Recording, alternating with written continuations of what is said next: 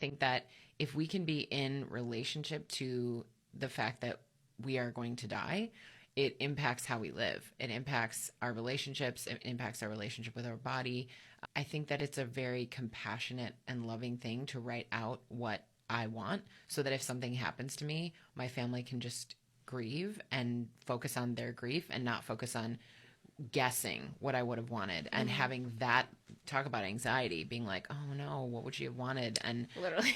it's now we can't ask, it's too late. And what would she have wanted with her body? And does she want, to be turned into a tree or to have a green burial or to have there's so many things you could do. And so I think it's just a really loving thing to be like, I'm just going to write it out. Yeah. And hopefully I won't need it for 60 years. Yeah. But was it enough to write it out in a journal and then sign it? Do you need to write it out with a lawyer?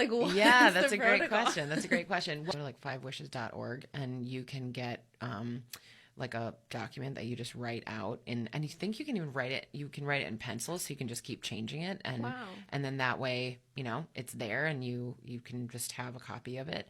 So it's not as intimidating as writing a whole will and testament. No, you don't need to do that. You don't need to do that because so much, unless you're someone that has millions of dollars in assets and children and, like you said, dogs and all sorts of things, you don't have to work with a lawyer unless you have all of those needs and you need to do, like you said, a will. So if you just have a dog versus millions of dollars, you just write it out. Then you write it out and make sure to tell the person who's going to be, receiving, adopting, loving your dog so that there's an agreement.